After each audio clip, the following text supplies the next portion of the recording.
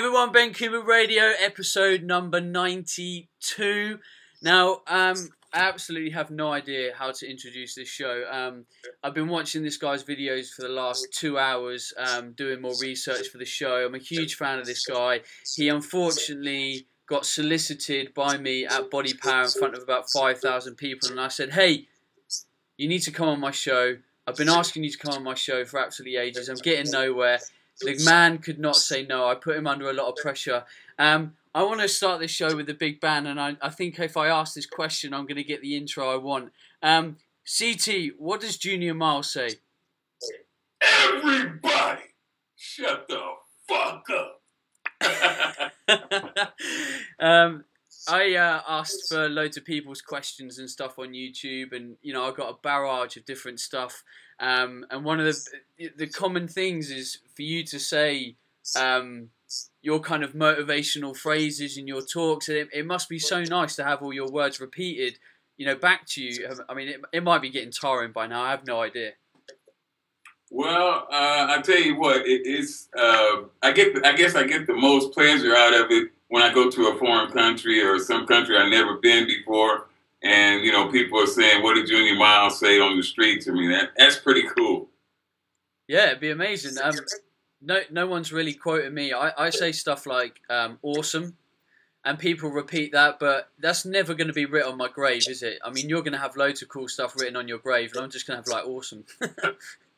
Well, I don't know about everybody shut the fuck up on my tombstone, but you know, that's one of my other quotes. So for anyone listening that doesn't know, like CT, like just give us the elevator pitch. Who are you? Who's CT? I'm an old fucker. I'm 55 years old. I'm a former 3-time world bench press champion, 3-time world strict curl champion, and 1-time world bodybuilding champion. I'm just a old, has-been, washed-up motherfucker that still know how to talk a lot of shit. Yes. CT, how old are you? I'm 55. Wow. Wow. And still got it, still doing it. And I got some of it. Why not? Some of the questions that I'm going to ask today, you answered so eloquently in the Body Power Expo when I watched your talk. Yours was the only talk I watched the whole weekend, by the way. It was the only talk I made time for. I was obviously on stage presenting myself and stuff. And it was brilliant. It was inspiring.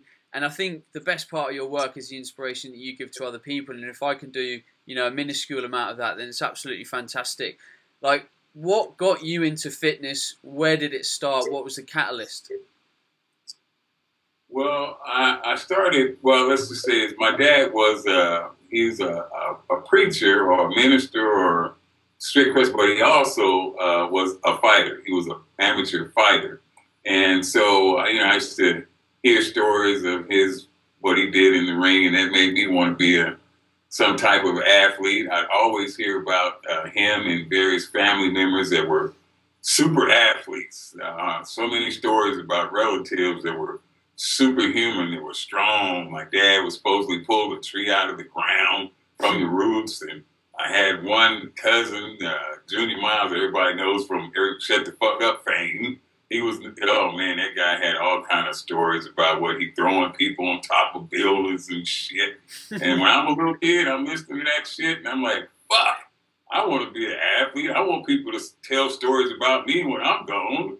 I want to leave a legend behind of how strong the Superman from Compton was. So I started, you know, out early hearing stories like that, and I was determined that one day people would tell stories about me. Nice. And a shitload of people are telling stories about you right now. So I think a lot of people know you for your work on YouTube. I mean, I certainly do. I had no idea, if I'm honest, who you were before I saw you on YouTube. That was my first exposure to you.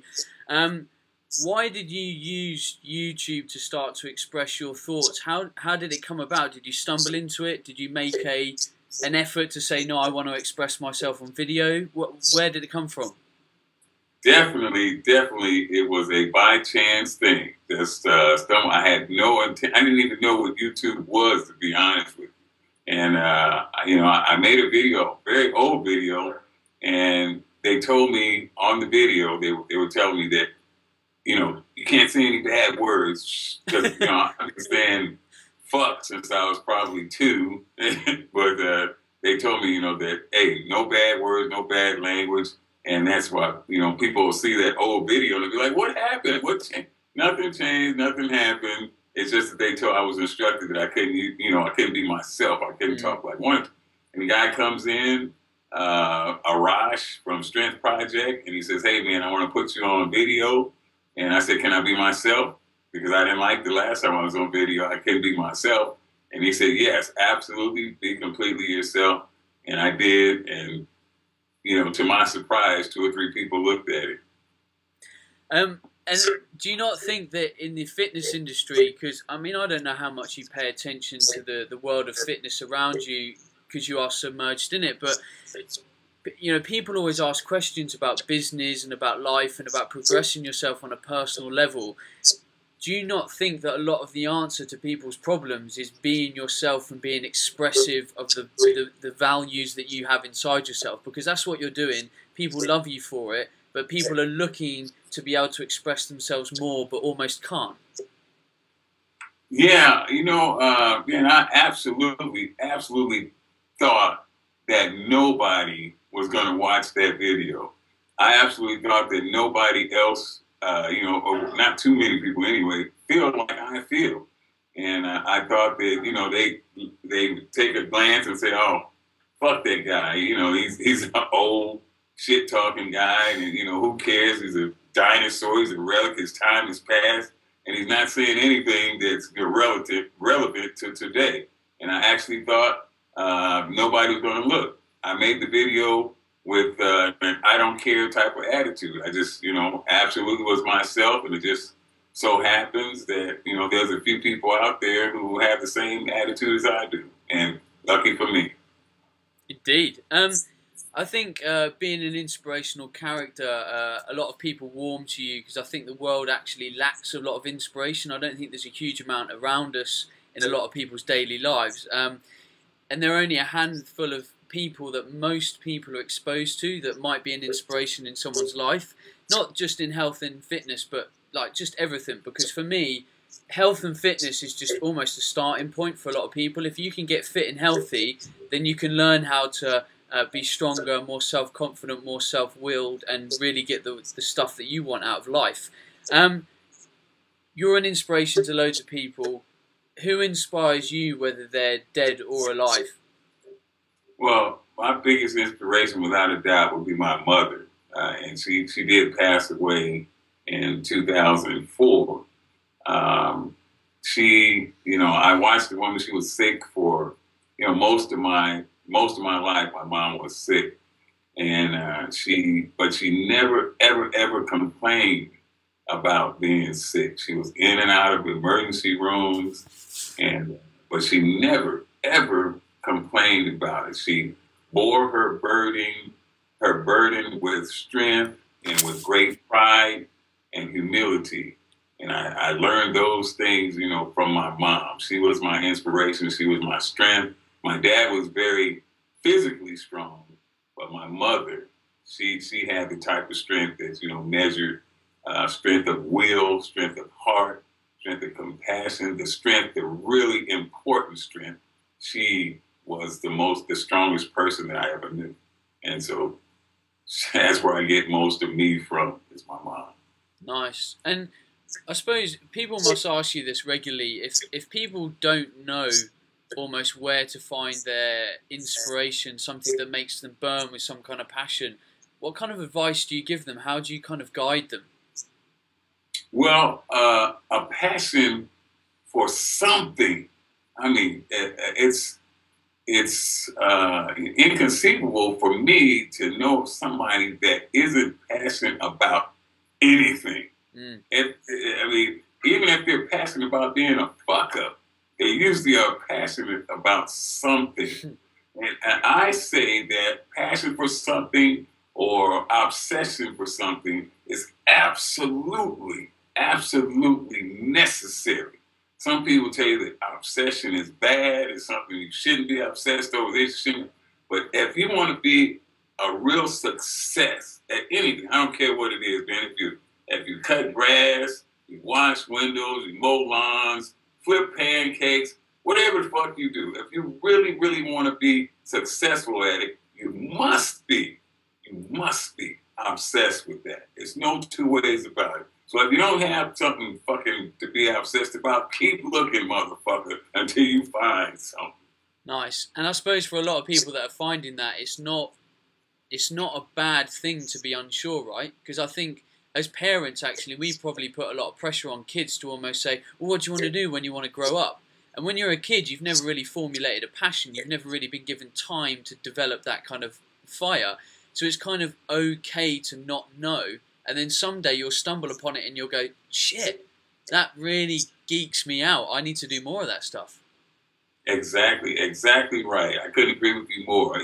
And when you're a kid, sometimes you don't have a specific direction. You know, me, myself, I knew from an early age, because of the influences that were around me, I knew from an early age that I wanted to leave my mark on this world. Once I died, I wanted to leave something that everybody said, hey, you remember that guy, you know, when I was a kid, that C.T. Fletcher guy? Wow, that motherfucker was crazy. Or that guy was he was a strong motherfucker. Or that guy did something to help me. Did you hear what happened to him, what he went through? Well, he went through it. I can get through it. I want to do something to change people's lives. That's my goal. I want to do something to change people. I don't want to leave the world the same as it was before I got here. Beautiful. So my favourite video of yours is I Challenge You CT. I love this because for me the world is full of armchair haters, armchair critics, especially in the fitness industry. Everyone's looking to get a leg over other people by, you know, just criticising rather than focusing on their own stuff. You know, none of us are perfect. We're all trying to do our own thing. We're all trying to help people. And you're trying to do the best you can, and hundreds of thousands of people are listening. So for me, what you're doing is working. What do you think it is that makes other people criticise others? It's the same thing that's been, you know, since the beginning of time, jealousy. I mean, it's a shame, but I think it's sheer jealousy. People will look at you and what you've done, and, you know, they don't want to work or go through what you went through to get to where you are. They don't want to put they try to knock you for being you, for what you've done. I just don't like that guy for some reason. I don't like the way he combs his hair. I don't like the way his beard is not full of something. They don't like the fucking T-shirt. They just something they will find that they don't like about you. And I think that it's just that green-eyed jealousy, the thing, you know, let me knock him down. I can't stand him, you know, being where he is. What did he do to deserve where he is? I should be there. I should be, and, you know, just out of sheer jealousy, man, they want to, you know. And I want to say about that video you talked about, that was, you know, pretty early, and, you know, I was pretty hostile, and I was trying to address personally everyone that attacked me. You know, I got so many attackers now. I realize that it's just a waste of time, man. But you know, if you come after me, I was going back after you, and that was just it's hard because that's, you know, when you grow up in Compton, you know, California, I'm sure they got a Compton in the UK or an equivalent to Compton. Mm-hmm. If somebody attacks you, man, you better be able to defend yourself. And you go right, they come at you, you go right back at them. And that's, you know, that's the mentality that I grew up with. You attack me, and you better come with it, motherfucker, because I'm coming right back at you. And I still have quite a bit of that in me when I, you know, made that video. But it's good because I think all the best videos, it's like all the best blogs, anything that people put out, if you have a bit of an emotion and a drive and something that triggers it at that point in time, it always comes across better. You're always going to get your message across. It's always going to be more powerful because it's emotionally driven. And I suppose that's what a huge amount of your videos get across, is that if you've got an emotional connection and a drive to do something, you'll make it happen. You know, that's the whole point of this. You will make it happen because there's an emotional drive and connection there. Exactly. You're going to do whatever you have to make it happen. If it's really, you know, if you really have an emotional connection to it, like you said. And I was super connected to what that guy was saying. He was like, he challenged me to a fight, man. Yeah, mate, I'm not going to challenge you to a fight. Yeah, no way. So I asked a load of people if they wanted to ask you questions, and I got quite a lot of stuff thrown at me on Facebook and stuff. So I'm gonna go through some other stuff people have asked because you know, ultimately this is a show for other people. It's not about me. So Martin Gilbert asks, what did you have to change in your life after your heart operation? The way I eat, for one thing. I had to change that big time. That comes to mind first, is I had a 5 Big Mac a day habit for 20 years, man. 5 Big Mac. I don't know if they call Big Macs the same thing. Yeah. Is it the same thing? Yeah. Okay, yeah. Well, 5 Big Macs a day, 2 apple turnovers, and a strawberry shake. That's 2 large fries. That's what I ate for lunch every day for 20 years, man. All of that in one lunch? Yes, sir. Holy shit. Yeah. I would be really fat eating that. And being a guy that's come from being really fat, yeah, there's no way I could go back to that. Wow. So strong as fuck, though. Well, yeah, you had enough fuel to get strong. That's a given. So I mean, we talk a lot about nutrition and food and fitness on this podcast. It's a huge resource for that.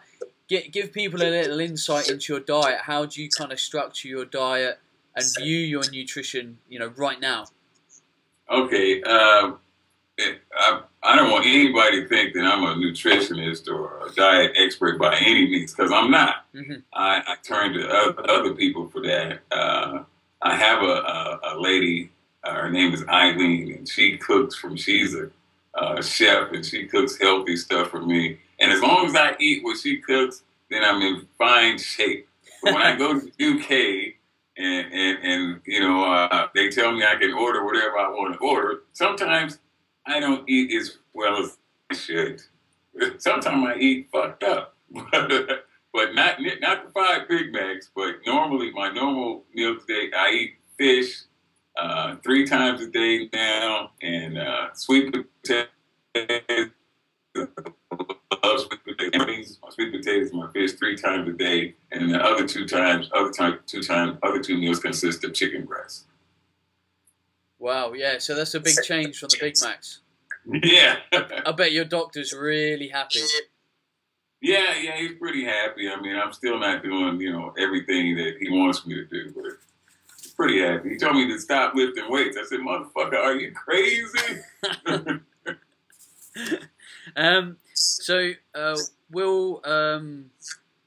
That's another point. I watched your video today on the steroid test, and your doctor sat down with you after the test. He was like, yeah, steroids fine. He said, but hey, like CT, you need to pay attention to your cholesterol and the other stuff. How long ago was that video filmed? Because the impression I got, it was quite a recent video. Yeah, it is. I would say 6 weeks, month and a half, 2 months. Okay, so the diet that you're eating right now, was that changed almost like a couple of months ago or a couple of weeks ago as a result of that meeting, or did that happen after the operation? Because obviously, if your health still isn't, you know, 100% now as a result of that video, are you still thinking, oh shit, I need to make more changes? Like, damn. Well, my diet drastically changed after my open heart surgery in 2005. Mm-hmm. Okay, but my diet is not the end all be all. It's not the total solution to all my health problems. I don't like to talk about, you know, he had to really talk me into doing that video, because I don't really like to talk about my health problems on video or anything like that, because I view it as sort of as an excuse. You know, what I always say, fuck excuses, is because, you know, I try to deal with my health problems the way I see my mom deal with hers.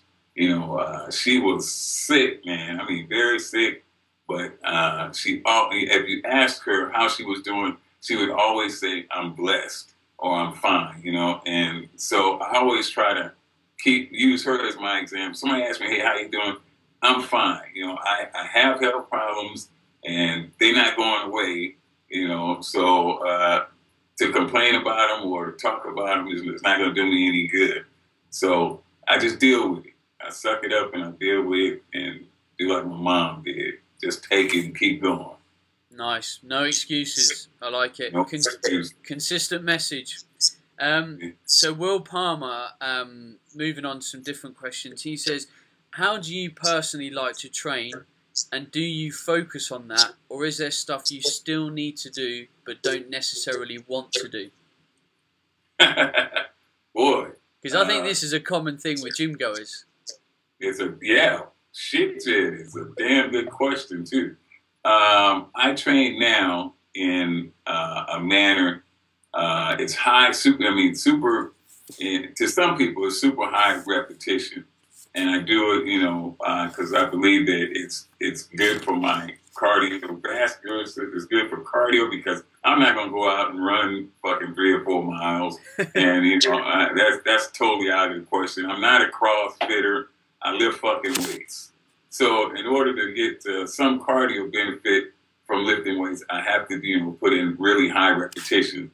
And I believe if I do it with a moderately heavy weight, I can also build muscle. And that is the conundrum that people always try to figure out. How can I burn fat and build muscle at the same time? And I try to lift weights in that fashion where, you know, I use super high reps, but I try to use a heavy enough weight in order to cause the muscle, you know, to grow, to stimulate growth in the muscles. So you got to put some stress upon it. And do I work shit? Is there shit that I don't really particularly like doing?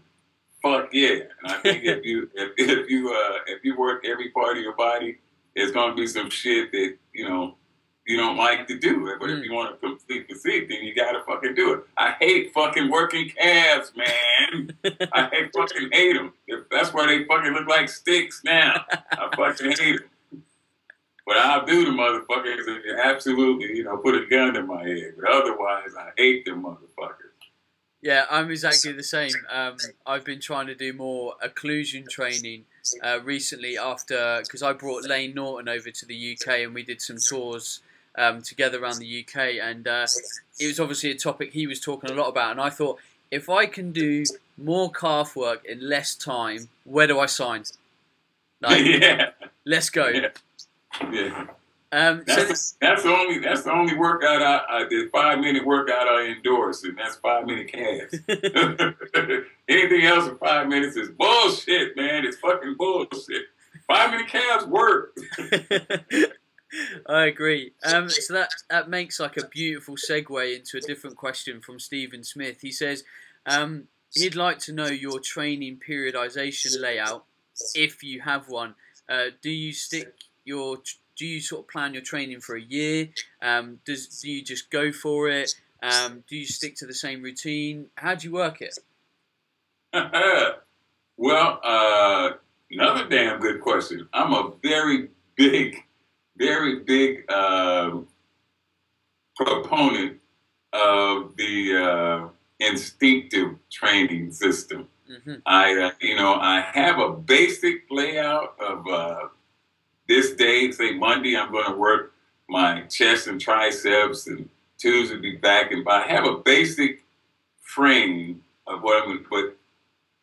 I'll go into the gym. I mean, when you've been working out for over 30 years, it's hard to find something new under the sun. Mm. But also, it gives you a vast array of, experience of different techniques, different moves that you've done over all these 30 years. So I throw them around, man. I mix it up a lot. I mix this workout with that workout. You see, I have ebooks on 3 different ebooks on how to work biceps or how to work arms. And it's all different exercises. And you can mix when you have, such a large library to pick from. It's very easy to, switch it around, mismatch and switch it up. So I change my workout weekly quite often, man. I also think that muscle confusion, your muscles don't get used to doing the same thing over and over, is very key to growth. So I throw the book at my muscles, and I throw the book at it, you know, in different pages every fucking workout almost. So yeah, I change it up quite a bit. Nice. Now, I'd personally say that that was great for someone with, you know, a bit more knowledge that knew how to be intuitive. If you were to work with an individual that said, say, had 0 to 3 years of training experience, would you recommend that more structure, more compound, that kind of stuff is like the bread and butter almost? Exactly. Definitely the fucking foundation. To me, I call it the fucking foundation. Fucking foundation. I would advise any weight trainer is to start with your basic powerlifting movements. Powerlifting in weight training. Powerlifting is the basis for, I think, should be the basis for every bodybuilder. That's where you get your, you know, your fundamentals, your roots, and your initial size. And powerlifting should be, I would advise the youngsters starting out to just deal with powerlifting for the first 3 years, man. That's where I got my foundation with basic powerlifting. You can throw a little bit of biceps in there, a little bit of, you know, but the basic foundation, I would give them. I would say it's in powerlifting. I love fucking powerlifting, man. Nice. You can't go wrong with the squat, the bench, or the dead. Like, there you go. And throw in some chins for backup, and you're winning. Just a little bit of dressing on the side, but that's the fucking foundation. Yes. So talking, you know, extending the training chat. Bobby Wardley and Barry Smith both asked, in your mind, is there such a thing as overtraining? I know that you've done some information on training arms, very high frequency and volume. What's your opinion on overtraining? Is it something that people are kind of, you know, almost pushing out from? I think it's absolutely a myth. I think overtraining is absolutely a myth. It does not exist. It's bullshit. I think people, because it's totally individualized. You're training what one person can take and their body can stand and hold up to is totally different than what someone else can. I mean, what another person. So to blanket it, to make a blanket statement and say if you do so many reps, if you do this, is overtraining. I'm going to label if you do over this amount, this many sets, this many reps, then it's overtraining. It's totally bullshit. It may take me, 10 sets to get warmed up, or it may take you 2 sets to get warmed up. Mm-hmm. It's individualized, man. Overtraining, as people use it, he's doing 10 sets of squats. That's fucking overtraining. Motherfucker, I might need 10 sets of squats. I might need 20. You can't speak for me, man. That's bullshit. I think just the blanket term overtraining, and it implies that if there's a limit to how much, if the limits were never tested, were never threatened. I make mention, the guy who broke the 4-minute mile. They told this guy that they told everybody that it's impossible to fucking run a mile in less than 4 minutes. And he said, you know what? Fuck you. I can do that shit. It's impossible for you to do it because you think it's impossible. And you think 10, 12 sets is fucking overtraining. I don't think so. I think I do whatever the fuck it takes to stimulate my muscle growth. I will do whatever the fuck it takes. It takes 20 sets, 30 sets, whatever the fuck it takes to stimulate my fucking muscle growth, and that's what I'm going to do. So it's not overtraining for me, motherfucker. It might be overtraining for you, but it ain't overtraining for me. Fuck overtraining. I think people... I agree 100%. I just think people need to push and test themselves a lot more than where they're willing to go. Because, this is just a personal thing. I've outsourced my training this summer because I play rugby. So in the off season, it's a golden opportunity for me to lay down some muscle, get in the gym and hustle. And I said to them, guys, this summer you need to push me. I need to find out where my boundary is. and all I'm going to do is keep increasing my calories by 100 every week until I think I'm just getting fat, essentially, because I want to know how much training I can fit in. And all I found is that the more I ate and the more I pushed my metabolism up and the more I was able to push myself, the more I just keep kind of growing and keep adapting. And I mean, before I went on holiday last week, I was on just over 4,000 calories, and I sit on my ass all day at a computer. And I just think people need to eat their way to it. They need to let their body adapt, but you got to get in there and fucking get some hard work done. The human body, I tell people this all the time, the fucking human body is amazing. It can adapt to most any fucking thing. You think about the people, you're a rugby player, that's some hard fucking shit, man. But you think about the people, when they first invented rugby, the guy was sitting around, hey, how about we just play fucking football with no pads on and running each other as fucking hard as we can, but at full speed with our fucking head down and try to kill each other with no fucking pads on. It was a billion motherfuckers sitting, old cynical motherfuckers sitting around saying, that's crazy. That can't be done. You fucking can't make a sport out of that. You fucking kill people, be dying every fucking game. But you know what? The people who actually got out there and played said, you know what? Fuck you guys sitting on the sidelines talking shit. I'm going to get the fuck down there on the field and I'm going to do this shit. It's always got to be the doers, man, to make change. The people, it's so easy to say, oh, overtraining. Fuck that. Get your ass on the field, put your head down, and run the fuck over something, man. Then you can tell me about it. Well, you summed it up for me. Wow. This next question, I have no idea what he actually references, but I thought I'd ask it because I might actually learn something. Taylor Wilson says, does CT agree with BFR training, or does he think it's for bitches who don't work hard enough? What's BFR training? Am I missing something? I have no fucking idea. Oh. So I can't offer an opinion. We both don't know what the fuck it is. BFR, I have no Sorry, Taylor. I don't know what the fuck is BFR. I don't know. Well, as we kind of come to the end of this, I know we said half an hour, and I'm going to stick to it because I'm a man of my word. Let me get something that other people want to get out with you. Seamus Anthony Brett asks, is it still his motherfucking set? As long as he breathing, it's still his motherfucking set. You know what? Maybe even after the motherfucker stop breathing. I don't know. I might command him to come back and do one more rep, even after he stop breathing. But yes, it's still his motherfucking set. And before we wrap up, Lewis Padian, and I know someone asked you this at Body Power, and I know your answer, and I'm assuming it's still the same.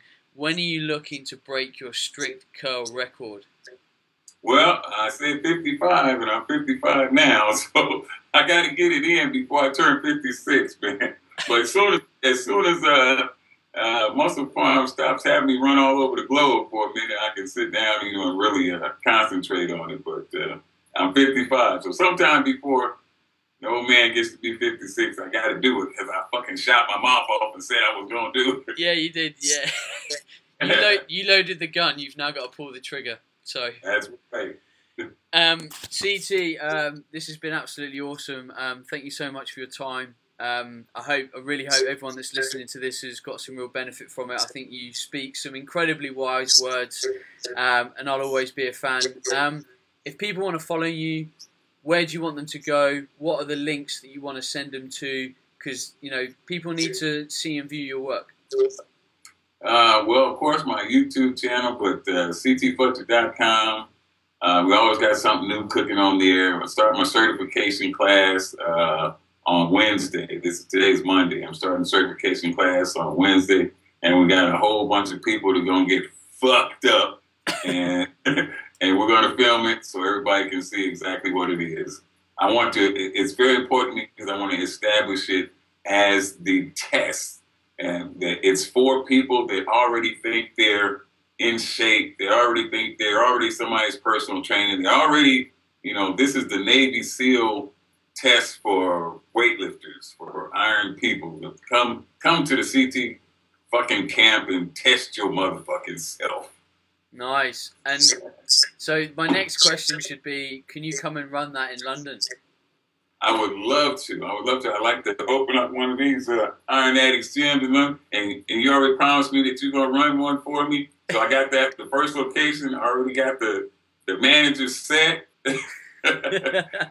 Everything's a go, man. You just pick me out a nice location, man. I will. And I'll make sure I'll get your food sorted so you don't have the doctor on your back. There you go. Right, everyone, you heard it.